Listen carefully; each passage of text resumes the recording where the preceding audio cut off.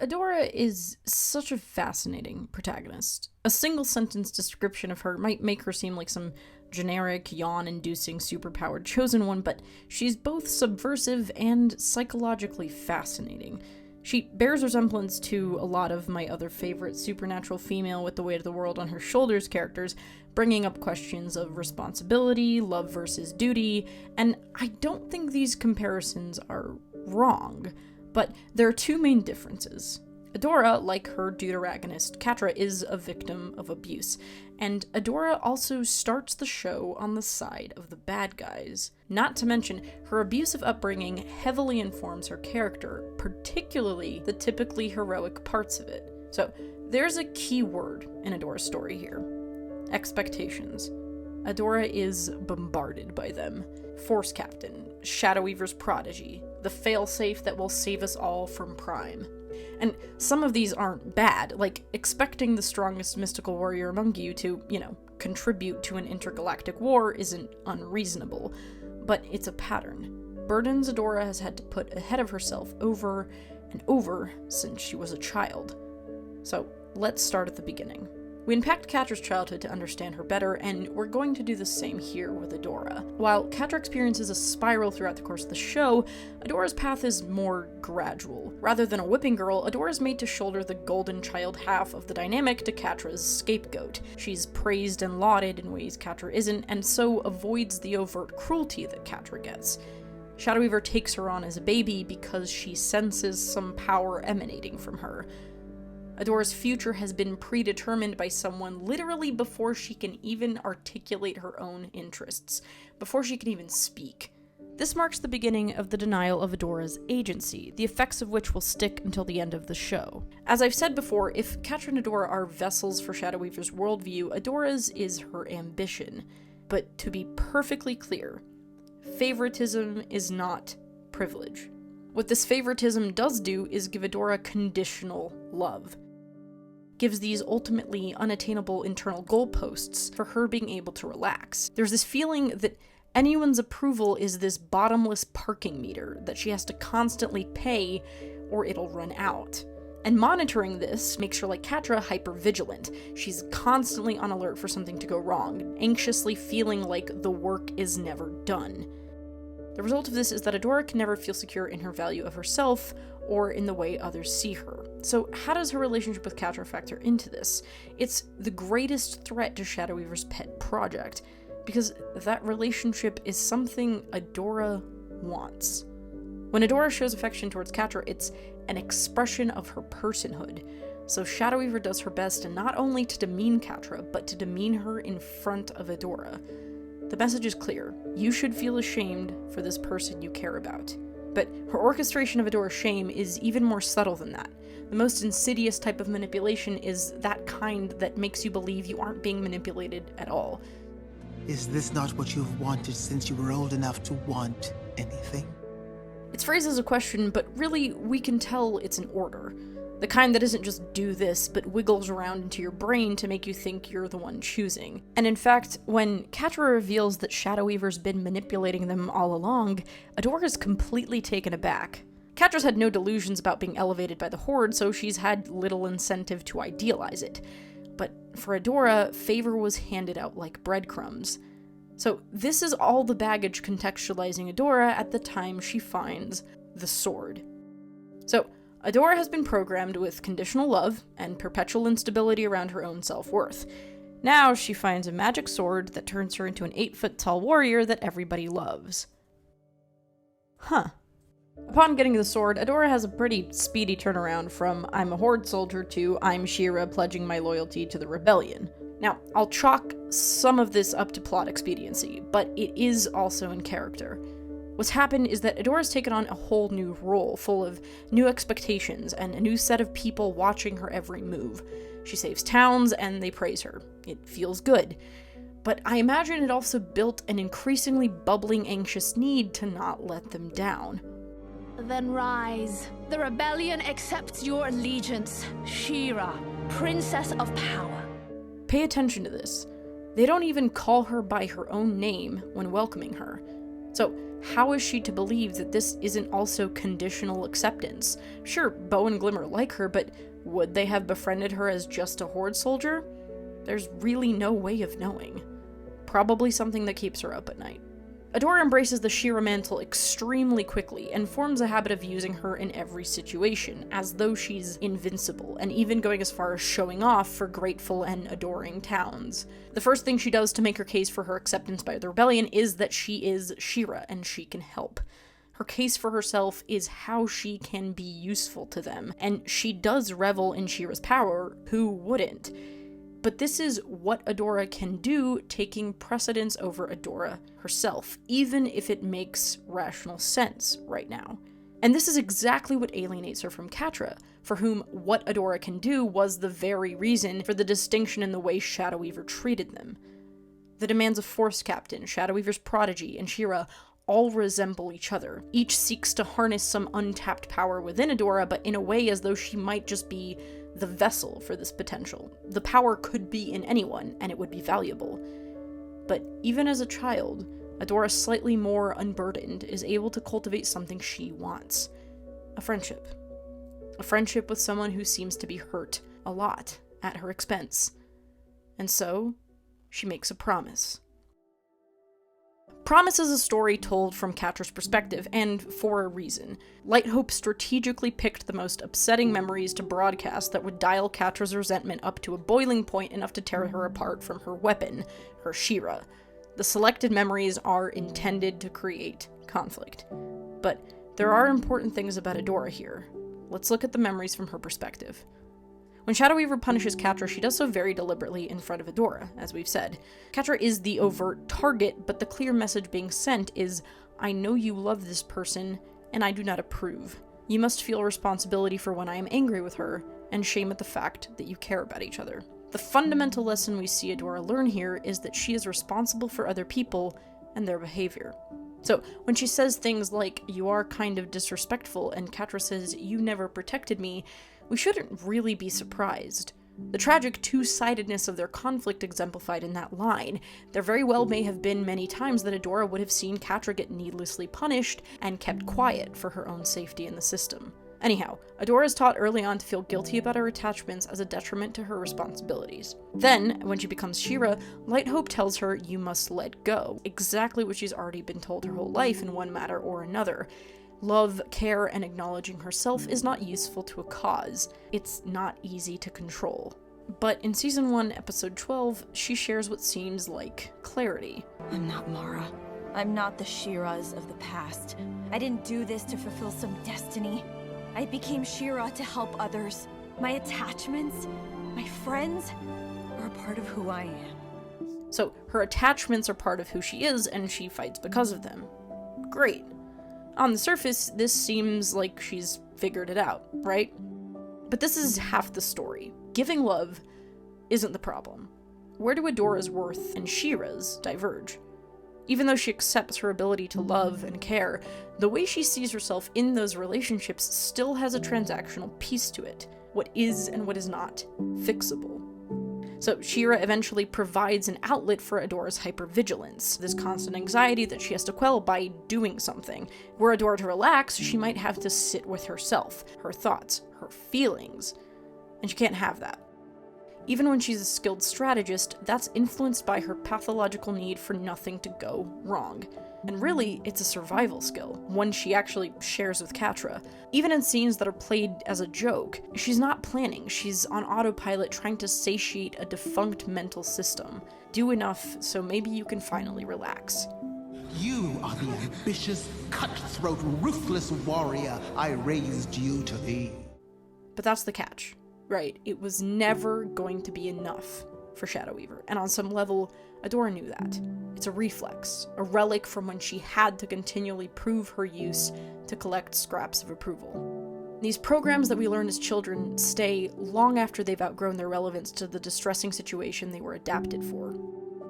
As an adult, sure, Adora rebels against authority, pretty frequently actually, but even begrudgingly, still obeys the original ideas instilled in her. She can tell off Shadow Weaver when she appears in Bright Moon dying because that's external. But what she doesn't realize is she's actually still doing Shadow Weaver's work for her. Shadow Weaver's programming has fused itself to Adora. So Adora's anxieties and then She-Ra's power comorbidly fuse to give this poor girl a crisis of identity. So if she can find someone to tell her who She-Ra is, maybe she'll have something solid to hold on to. Meeting Mara's hologram gives her some answers, some more questions, and unfortunately adds another load to her shoulders. Adora always based her identity off of Mara, first as who not to be, and then eventually whose legacy I need to uphold. Adora is the successor of a She-Ra so burdened by a warped narrative that it precedes her. She's not remembered as Mara, she's remembered as the one who went nuts. And when she finds out the truth, Adora sees firsthand how cruel this rewriting can be. And it's happening to her while she's still alive. Adora has trouble seeing herself outside the perception of others because of that initial childhood lesson that she was responsible for other people. So, Adora's convicted, "No, it's not," to a portal corrupted Catra is one of her most significant moments in the entire show. Catra's blame towards Adora is certainly part of Shadow Weaver's same design to exacerbate each other's issues, creating a dynamic that I'll definitely talk about in another video, but in Adora's no, she rebukes this, not with finality, because obviously this idea that she's responsible for other people will come back again and again. But in this moment, we see that Adora is able to recognize this, and that's huge. In Hero, Adora experiences a betrayal almost identical to Shadow Weaver's. She thought she was being guided towards some purpose, but she was actually just being used.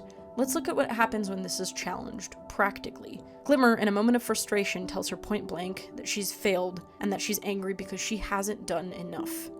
Adora is such a resilient person, and this breaks her. It's not often we see Adora's black and white thinking on such clear display, but here it's front and center.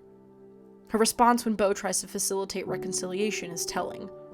Glimmer doesn't need a weapon, she needs her friends. No, she doesn't. But it doesn't matter. I will fix this.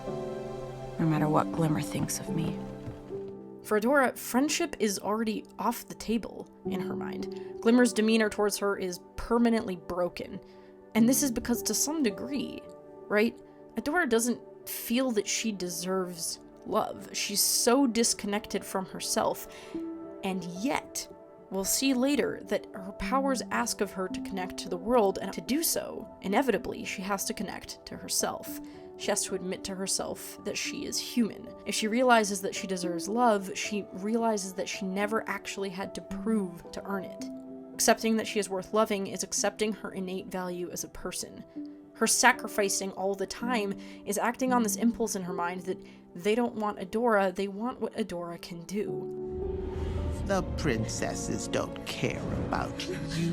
They want to use you for your strength.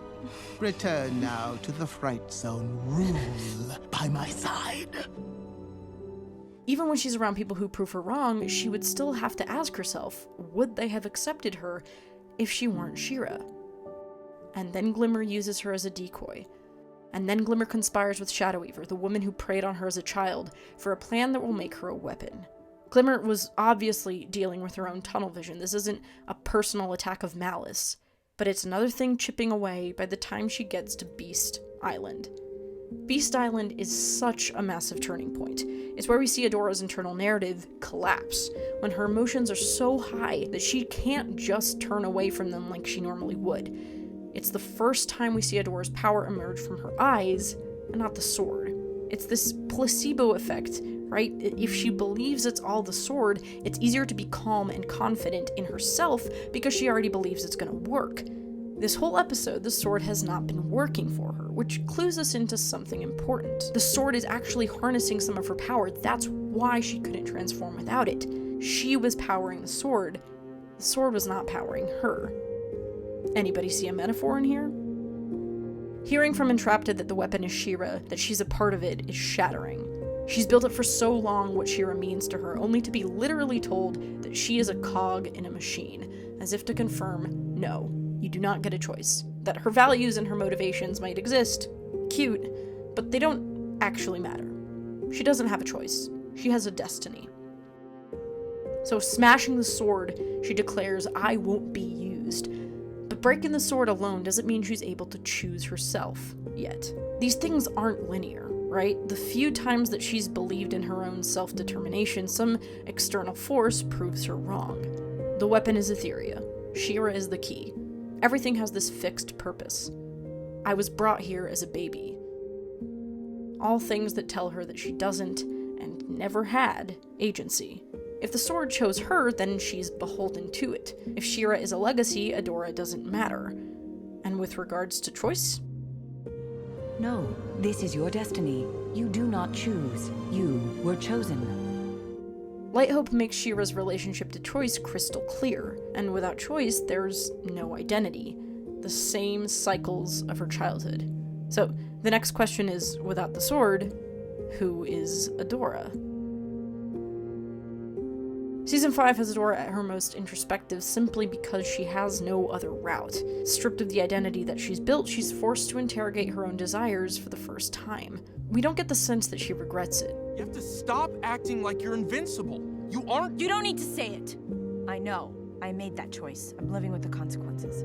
You're not She-Ra anymore, as though it was something she was and no longer is. Maybe for the first time, she's being okay with disappointing people, but at the same time, she's at war with herself. Like, it was her choice to break the sword, which, for her understanding, has cost her She-Ra. So how can she possibly reconcile having destroyed the thing that gave her purpose and worth, especially now that she's needed more than ever? Maybe it's self-punishment then, too, when she neglects her sleep and her health.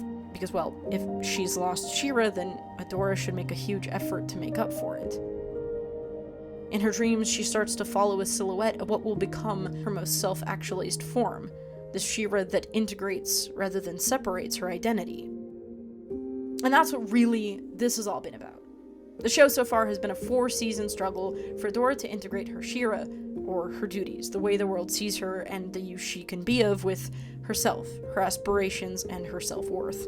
And this crisis of identity comes across pretty clearly in the way that Adora just speaks about She-Ra. I am She-Ra. Okay, She-Ra, I know you're in there. I don't know, I lost her. I hear Horde Prime's been looking for me. Figured it was time we met. Whether she's referring to her in first or in third person. It's like she can't decide whether she wields the power or she is the power. And that's an important distinction. Something she wields can be taken away. Something she is, not so easily. And untethered from the sword that actually weakened her, Adora has to tap into something else. This power reemerges partially and stranded when her friends are in danger, and then finally fully and save the cat. And it's no accident that this happens at the intersection of identity and choice. On Prime's ship, she's confronted with her childhood friend who is being puppeted, without choice, turned into a mindless drone. And Horde Prime, the greatest threat of them all, is the enforcer of a clear idea. No identity and no choice. But on his ship, saving Catra, Adora embraces both. She does so knowingly without She-Ra. It's a reckless move to risk She-Ra by flying into an alien empire for a personal rescue mission. But she acts on something that matters to her. And smack in the middle of the symbolic bastion of dehumanization, Adora is backed into a corner and allows herself to feel grief. But she's not just grieving Catra. She's grieving the person she was with her, that Adora Catra knew, that first expression of her personhood. The rest of the season sees a back and forth of Adora speaking in first and third person when talking about She-Ra. She still isn't completely sure. What's particularly interesting is the way that she refers to herself in Shot in the Dark. You're magic, aren't you? Me too. She doesn't just say, "I'm She-Ra," like she has before. She says, "I'm magic too." And as I've talked about in another video, in the series, magic tends to be shorthand for things like self-actualization and authenticity. For the first time, she's referring to her own relationship with She-Ra in a really organic way. But then, FAILSAFE. Adora has grown so much. She's made choices for herself, she's unlocked her true She-Ra form, reconnected with Catra, and still, Adora's childhood programming shows its resilience. And as the architect of it all, Shadow Weaver is able to exploit it at the 11th hour, and it works. Just enough. This doesn't mean, of course, that all Adora's growth has come undone, that it doesn't matter, just that these patterns take time to unlearn, and that's all the more difficult around the environments or the people that enabled them in the first place. We see this nicely visually represented in how Adora falters in her self-actualized She-Ra form around Shadow Weaver, Adora's traumatic backsliding making her second-guess the confidence she's even built herself. Shadow Weaver knows exactly what buttons to push to make Adora regress to a more malleable version of herself. And here we get another instance of Adora seeming to understand what's going on, but having trouble undoing it. She might say, "I'm not doing it for you," but it doesn't matter, the outcome is the same. Adora falls into line. She even frames her own self-destruction, parroting Shadow Weaver's own words as though they were her own thoughts. Catra, she distracts you, confuses you. I'm distracted and confused. It's a little weird. Everyone has sort of accepted that Adora, She-Ra, will take the failsafe and maybe, ideally, survive. But if it's a potential sacrifice, why her? Why not Shadow Weaver? Maybe because Adora seems determined enough that no one really wants to stop her, but why is it this kid who has to go and be the willing martyr? Just because she's broken enough to accept that? Adora seems dead set on ignoring her own humanity, but it seems as though Catra's last appeal to Adora the person has struck a chord. What do you want, Adora? And she runs back. But there's still one more thing. Unconditional love. This isn't to say that Bow and Glimmers doesn't count, but there's a reason that Catra's works. Catra is the only person that she's been close with who hasn't known her as She-Ra. That first expression of her personhood. And now it seems to be shouting at her from 1,000,000 miles away, telling her the one thing she probably never believed she'd hear. We make fun of her in the heart for the incredulous "you love me," but Adora's never really let herself seriously consider her own feelings, and that only disappears when her guard is down. Most clearly, she's dying here. In Adora's future wish, she's dressed in She-Ra's colors, but in more relaxed clothing. This is what she wants. This is what she thinks she might be able to have. Nothing she'd ever say out loud, but this is an Adora who has integrated her responsibilities with her humanity and found balance. And it's right here, right where Adora believes she deserves it least. Because she's failed and she can do no good anymore. That Catra reveals not only that she's loved her, but that she always has. And so she can release what she was holding on to, too. I love you too. And accept what maybe we've all known. You know how you're always trying to save, every single person in the world? Did it ever occur to you you were one of them? That if there's anyone who deserves a future, it's her. So in the end, the message of Adora's story is relatively straightforward. Don't betray yourself for the expectations of others. But like most apparently simple emotional adages, it's easier said than done. We are constantly inundated with narratives about who we are or who we're supposed to be. People give this to us because of their own insecurities, to justify their own feelings, and occasionally to use us. And there's not really a solution for this, or at least I don't have one, except the fact that there's really no substitute for the ownership of our own choices at the end of the day, mistakes included. So if Adora indeed made a mistake in shattering the sword, that was hers to make. From basically day one, Adora was fed these narratives that she was responsible for other people, that her value was contingent on what she could do, and somehow this was always because of some power she had.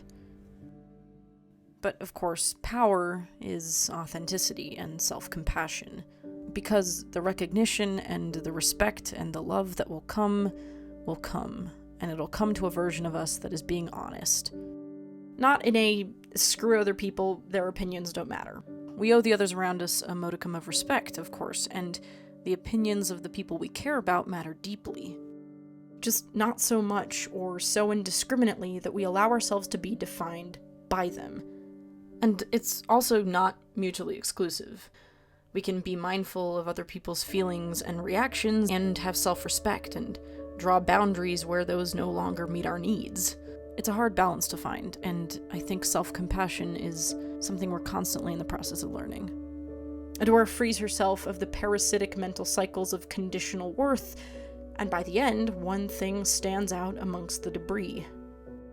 Adora. The life she wants, and the love she chooses. Finally, just Adora.